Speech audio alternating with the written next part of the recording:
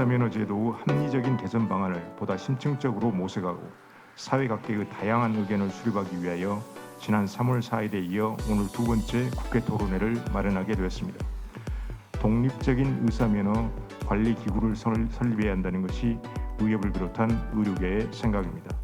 아무쪼록 이번 토론회를 통해서 의사면허제도 전반의 문제점이 검토되고 바람직한 개선 방안이 논의되어 우리나라 의료인력 관리의 선진화를 위한 초석을 다질 수 있기를 기원합니다. 감사합니다. 그런데 아직도 굉장히 부족한 점이 많고 정말 의사면허제도가 이상적이지 않게 진행이 되고 있기 때문에 이제 정말로 바꿔야 된다 하는 생각을 많이 가지고 있습니다. 우리가 정말 자율성, 전문성을 가지고 정말 국민을 위해서 제도가 바뀌어야 된다, 그런 거를 생각을 하셔 많이 추진을 하시기를 부탁드리고요. 오늘 이것이 지금 세계보건기구에서 내년까지 만들라고 돼 있습니다. 이게 그러니까 이게 발등에 불이 떨어진 형편입니다. 우리는 이 당위성에 대해서 20년 동안 얘기하고 많은 연구를 해왔습니다. 당위성 얘기는 그만하고 이제는 구체적인 얘기로 좀 들어갔으면 합니다.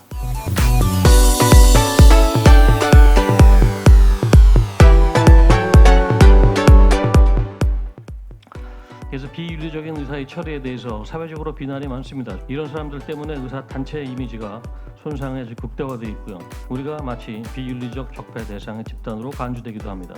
그렇지만 이것은 정작 의사들은 이들에 대한 처벌을 원하는데도 불구하고 시대착오적인 의사면허 관리와 국가적인 차원의 전문직 관리 발달이 안 되기 때문에 우리가 원함에도 불구하고 법으로만 처리하다 보니까 법망을 피해서 나가는 것을 막을 길이 없다는 것입니다. 의료기술이 자칭 인류이긴 하지만 의료에 대한 사회적 기제는 과연 선진국인가? 사실은 전혀 아닙니다.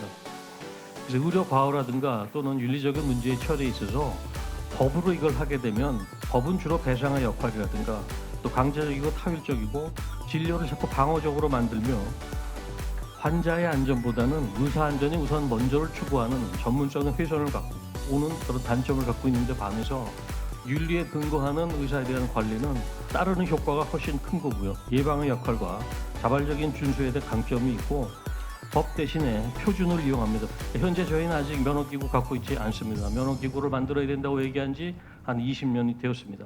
의료기술은 최고 선진국을 자부하고 있고 특히 접근성은 세계 2위를 자부하고 있습니다.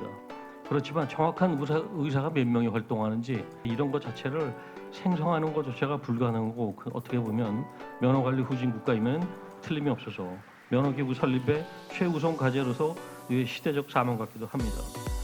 이런 걸 고려해 보시더라면 3만 불 시대 이제 선진국 진입하는데 자율규제 도입을 해야 되고 이 자율규제를 의협을 선도로 해서 우리 사회에 이런 것들이 들어야 될 기구가 굉장히 많고 많은 영역이 있다는 것입니다. 그것들을 언제까지 어떤 효율성이 떨어지고 또는 잘 되지도 않는 관주도적인 관리를 할 것인가에 대한 질문을 던집니다. 이상으로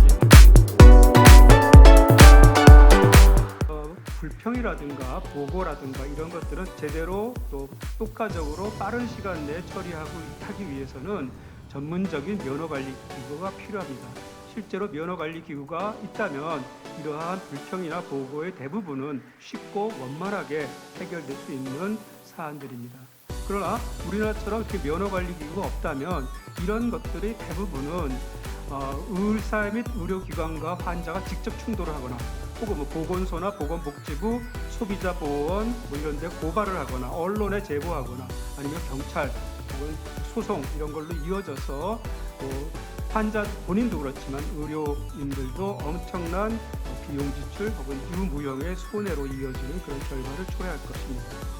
그런데 우리나라처럼 면허관리 기구가 없는 경우는 이런 면허관리 기능을 현재로서는 유일하게 중앙윤리위원회가 하고 있는데 뚜렷한 한계를 갖고 있기 때문에 결과적으로 독립면허기구 설립이 궁극적인 해결책이다.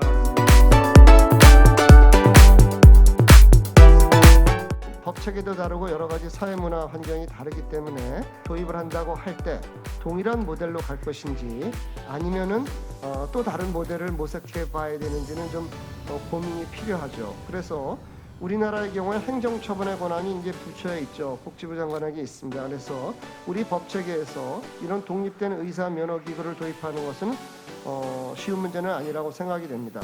그래서 앞서 살펴본 그 변호사 징계의 계층적 구조처럼 복지부가 행정처분의 최종적 권한을 유지하되 법의 위임하에 의사협회 또는 전문가단체 또는 독립적 기구의 자율징계 절차와 조화를 이루는 방법이 여러 가지를 고려했을 때 우리나라에서는 좀 받아들일 수 있는 형태가 아닐까 생각을 하게 됩니다.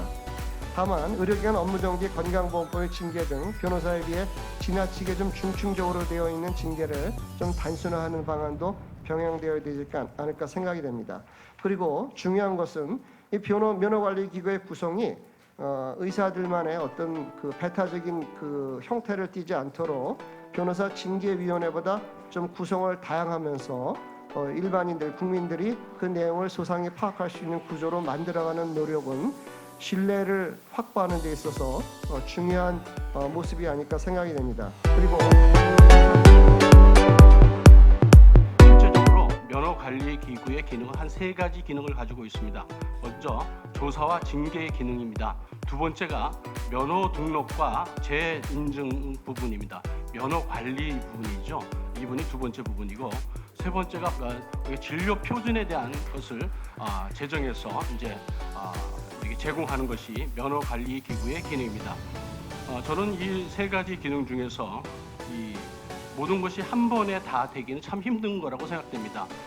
실제적으로 이 모든 것들이 저희들이 그 의사 면허에 관한 것들이 여러 법에 걸쳐 있고 중충적으로 겹쳐 있기 때문에 이것을 통합적으로 관리할 수 있는 의사법이 필요하지 않나 하는 데는 모두가 동감하고 있습니다. 하지만 이 의사법을 만드는 자체가 상당히 지난하고 많은 절차와 각 직역의 그 이해관계가 얽혀 있기 때문에 그거보다는 좀 더 수월한 방법으로 우리가 접근했으면 합니다. 그래서 저는 두 번째 기능, 면허 등록기 재인증 기능의 부분이 저희들이 면허관리기구를 만드는데 연착륙할 수 있는 방법이 아닌가 생각됩니다. 또한 무엇보다도 의사 면허 관리 도입의 필요성은 사실상 관주도가 아닌 전문직의 자율권이라는 게 핵심입니다. 스스로 규율한다. 이 전문직이라는 겁니다. 그럼 어떻게 되느냐? 전문직들이 스스로 요소요소에 훌륭한 분들이 배치되고 훌륭한 제2, 제3의 이국준 교수님이 등장한다는 겁니다. 전문직들에게 그 자율권을 준다는 것은 전문직 스스로가 통제력이 있다는 겁니다. 각종 불법 비리 이런 것들도 보면 전부 그 회원, 사단체의 자율적 참여로 의학 전문성을 회복할 수 있습니다. 정부에서는 자발적인 참여와 변화를 이끌 수 있도록 적극적인 조력자로서 역할을 수행해 주신다면, 그래서 새로운 제도 마련에 그 도움을 주신다면 될 수 있습니다. 의광심제도 새로 생긴 다음에 보기 싫은 광고들이 많이 사라졌습니다. 힘을 실어주시면 할 수 있습니다. 법조인보다 훨씬 더 도덕적인 집단이 의사선생님들 아닌가 싶습니다. 이상입니다.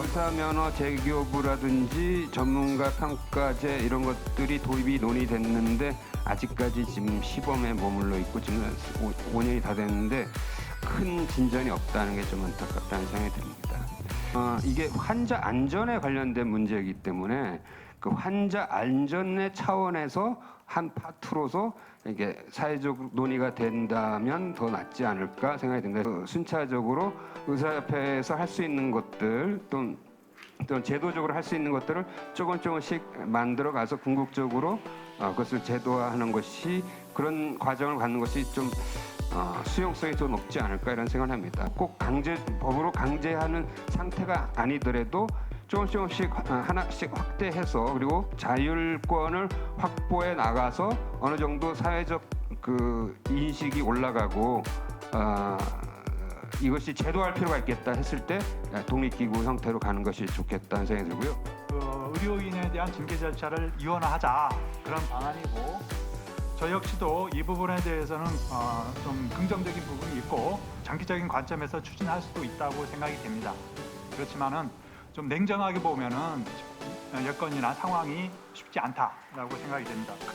이렇게 이원화됐을 경우에 각 의료인 단체에서 이러한 업무를 수행할 수 있는 능력과 조직과 인력을 갖추고 있을지 현실은 상당히 어렵고 비관적이라고 생각이 듭니다. 그래서 저희 대안은 바로 현행 제도 틀 내에서 품위 손상 행위, 이에 대해서 의료인 단체의 어떤 징계 요구권을 인정을 하고 있습니다. 그렇지만은 그 징계 요구에 대해서 보건복지부가 반드시 응해야 된다, 그런 의무사항도 없고, 그 처리 결과를 또 관할 그 관련 의료인 단체에 보고하도록 하는 절차도 없습니다.